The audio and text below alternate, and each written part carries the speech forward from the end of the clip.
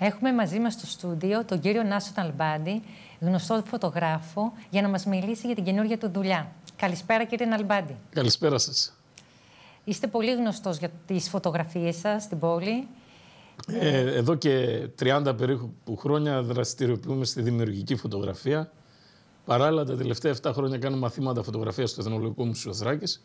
Και πέρσι το καλοκαίρι, τον Ιούνιο, είχα με μεγάλη μου χαρά, έκδοσα το πρώτο ατομικό προσωπικό μου λεύκομα με τίτλο On the Road.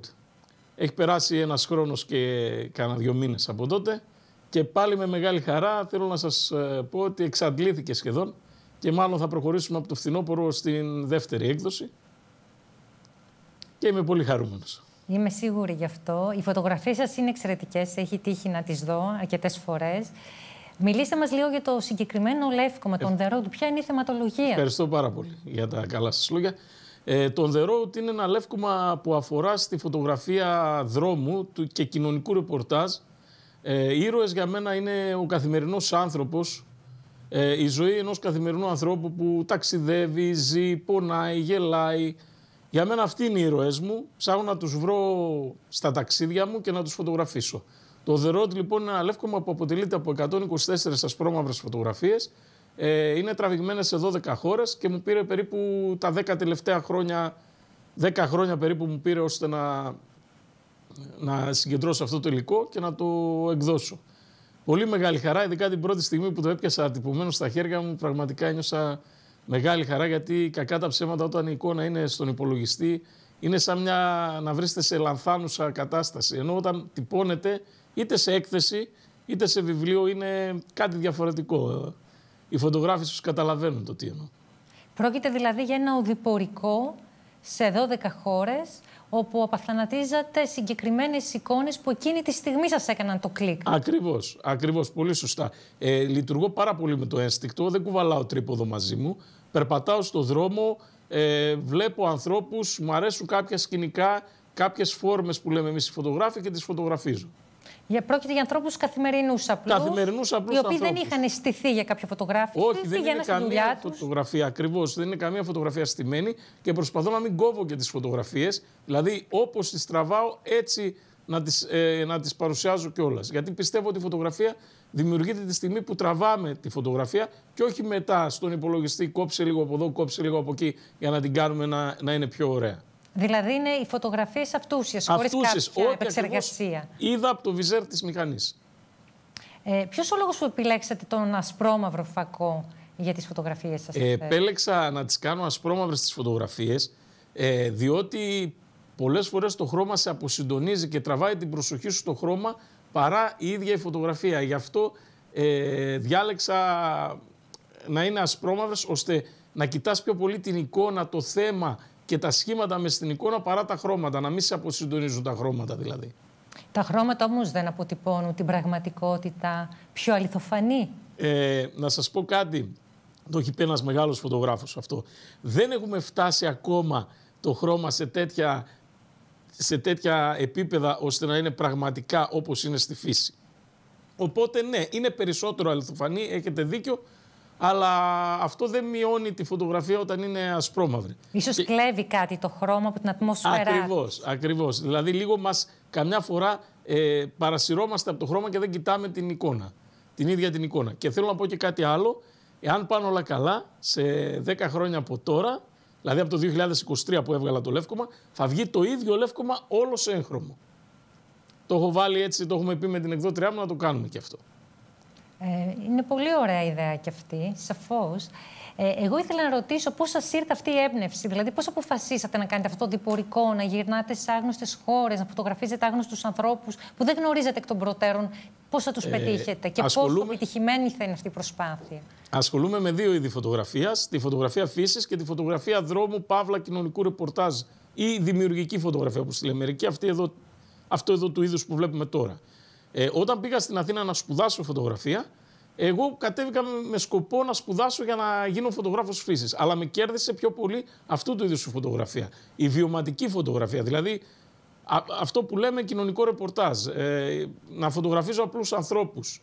Απλώς προσπαθώ οι σκηνές που θα βρω να είναι ενδιαφέρουσες είτε από άποψη φόρμας και σχημάτων, είτε από άποψη θέματος. Ήταν η επόμενη μου ερώτηση. Τι ακριβώς σας εμπνέει, δηλαδή προχωράτε στον δρόμο. Ποια είναι αυτή η εικόνα που θα εχμαλωτήσει το ενδιαφέρον σας και θα θελήσετε να την αποτυπώσετε? Ποια στοιχεία έχει για να σας κινήσει το ενδιαφέρον? Μια επιτυχημένη εικόνα για μένα πρέπει να λέει μια ιστορία. Δηλαδή όταν τη βλέπει ο θεατής να πλάθει τη δικιά του ιστορία. Αν εχμαλωτήσει το βλέμμα του για πάνω από 2-3 λεπτά και αρχίζει και σκέφτεται με το μυαλό του και πλάθει μια ιστορία, ή έχει επιτύχει εικόνα. Τέτοιες εικόνες προσπαθώ να βρω. Οι εικόνες αυτές δείχνουν και κάτι και από την ιστορία των ανθρώπων που απεικονίζονται στη φωτογραφία αυτή. Μπορείς να καταλάβεις κάτι για την πορεία τους, για τις Ναι, από κάποιες ναι, όχι από όλες όμως. Επειδή είναι στιγμιαία η λήψη, από κάποιες κάτι μπορείς να καταλάβεις. Γενικά, όταν φύγει το έργο από τα χέρια του δημιουργού, ακολουθεί αυτόνομη πορεία, οπότε ο καθένας μπορεί να σκεφτεί ό,τι θέλει. Αλλά το μυστικό είναι να σκεφτεί. Αν την περάσει γρήγορα τη φωτογραφία, δεν είναι επιτυχημένη. Αν τον προβληματίσει και την ξαναρίξει μια ματιά και το σκεφτεί, τότε κάτι έχουμε κάνει. Όταν φωτογραφίζετε, γιατί πρόκειται για ανθρώπους κυρίως, για πρόσωπα, σε ένα τοπίο βέβαια, εσείς αντιλαμβάνεστε κάτι από την ψυχική τους κατάσταση, στο πρόσωπό τους ζωγραφίζονται κάποια αισθήματα, κάποιες εικόνες? Αυτό που βλέπω εγώ είναι ο εξωτερικός τους κόσμος. Έτσι δεν μπορώ να εμβαθύνω περισσότερο, γιατί δεν έχω και τον χρόνο. Λέω αν αποτυπώνεται εκείνη τη στιγμή. Ναι, έχετε δίκιο. Επειδή φωτογραφίζω επιτοπλίστων με ευρυγόνιους, είμαι κοντά σε αυτούς τους ανθρώπους που φωτογραφίζω και σίγουρα το συναίσθημά τους το καταλαβαίνω ή τουλάχιστον νομίζω ότι το καταλαβαίνω. Οι ίδιοι θέλουν να φωτογραφηθούν, τους ρωτάτε πώς γίνεται η συνεννόηση για μια τέτοια λήψη? Αυτό είναι όλη η δυσκολία σε, αυτή την σε αυτόν τον ανθρωποκεντρικό τρόπο φωτογράφησης. Άλλοι δέχονται, άλλοι δεν δέχονται, σε άλλους το λέμε, σε άλλους δεν το λέμε, άλλους τους παρακαλάμε. Αυτό είναι και όλο φυσικά Αυτό είναι και όλη η δυσκολία αυτού του είδους της φωτογραφίας. Ναι, γιατί σαφώς και πρέπει να συνενέσουν για να βγει φωτογραφία. Ακριβώς. Ή να συνενέσουν ή να μην σε πάρουν χαμπάρι που λέμε εμείς τουλάχιστον. Να μην καταλάβουν ότι τους βγάζεις. Ως νομικός σας λέω ότι δεν είναι και πολύ ορθός αυτός ο τρόπος προσέγγισης. Τι να κάνουμε. Όμως αν δεν φωτογραφίζαμε έτσι, η μεγάλη κλασική της φωτογραφίας όπως ο Μπρεσόν, ο Κερτέζ, ο Φρανκ, ο Βίνογκραντ δεν θα υπήρχαν. Δηλαδή αν ζητούσαμε από όλους την άδεια να φωτογραφίσουμε, το 50-70% μπορεί να αρνούνταν μετά από λίγη σκέψη. Οπότε αυτά όλα γίνονται στιγμιαία. Καταλαβαίνω. Εσείς αυτό το διπορικό το κάνατε για αυτόν ειδικά το σκοπό ή κάνατε κάποια ταξίδια, κάποιες εκδρομές και κάθε φορά αποτυπώνατε? Εμένα προσωπικά, η ερωτήση σας είναι πολύ εύστοχη πάντως και σας ευχαριστώ. Εμένα προσωπικά, εάν δεν το κάνω αυτό στο ταξίδι που θα πάω, δεν έχω κανένα λόγο να πάω ταξίδι. Για να σας απαντήσω. Δηλαδή είναι ο τρόπος σας να ζήσετε την περιπέτεια και την καινούργια εμπειρία. Ακριβώς. Είναι η αποτύπωση των εικόνων, των στιγμών κάποιων ανθρώπων. Των στιγμών κάποιων ανθρώπων, ναι. Θεωρείτε ότι με αυτόν τον τρόπο αποτυπώνετε καλύτερα την ιστορία και την εικόνα ενός τόπου, μέσα από τα πρόσωπα των κατοίκων του? Νομίζω πως ναι. Νομίζω πως δείχνω το πραγματικό feeling του να πας σε αυτόν τον τόπο, παρά να δεις 5 αξιοθέατα πολύ γνωστά, ας πούμε το Μάτσου Πίτσου παράδειγμα στο Περού.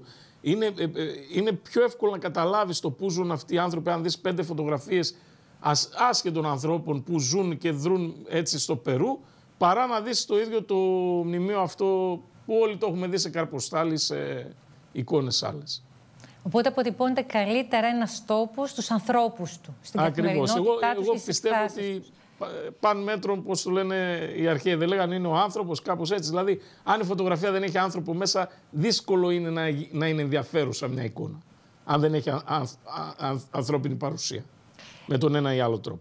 Μια τελευταία ερώτηση. Επειδή έχω δει αρκετές φωτογραφίσεις που αφορούν την άγρια ζωή, δηλαδή φωτογραφίζετε ζώα. Ναι.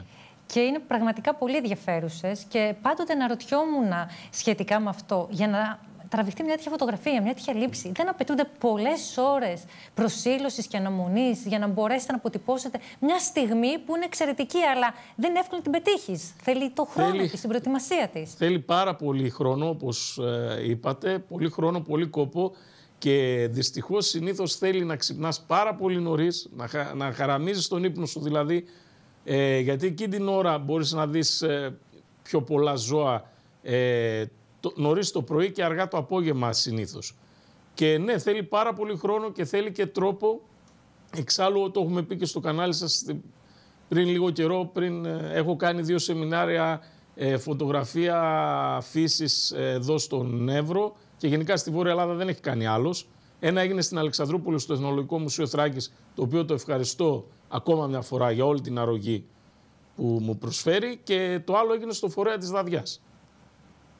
Θέλει τρόπο, αλλά θέλει και κόπο, δυστυχώς, και ώρες πολλές. Εσείς για ποιο λόγο βρίσκετε αυτόν τον τρόπο, αυτόν τον χρόνο να το κάνετε? Τι είναι αυτό που σας προσφέρει αυτή η δραστηριότητα? Κοιτάξτε να δείτε, ο σκοπός μου είναι, δεν σας το κρύβω, η έκδοση κάποιων λευκομάτων. Ήδη υπάρχουν στα σκαριά κάποια λευκόματα για τους εθνικούς δρυμούς της περιοχής μας. Και ξεκινώντας από αυτούς τους 2 δρυμούς που έχουμε, το δάσος της Δαδιάς και το Δέλτα του Εύρου, μετά μπορεί να προχωρήσω και παρακάτω, ας πούμε και για την Ελαττιά, ίσως κάτι να κάνω. Αλλά αυτό είναι το επόμενο βήμα. Μιλάω με την εκδότριά μου γι' αυτό, κάτι σχεδιάζω. Δεν θέλω να πω ακόμα. Είναι πιο μακροπρόθεσμα αυτά τα σχέδια, θα μας τα πείτε όταν θα πλησιάζει η ώρα. Ακριβώς, όταν θα είναι πιο έτοιμα τα πράγματα, και πάντως είναι για φύση. Το δεύτερο λεύκομα αφορά στη φύση της περιοχής μας. Εύχομαι καλή επιτυχία, καλή συνέχεια και σας ευχαριστούμε πάρα πολύ. Εγώ σας ευχαριστώ.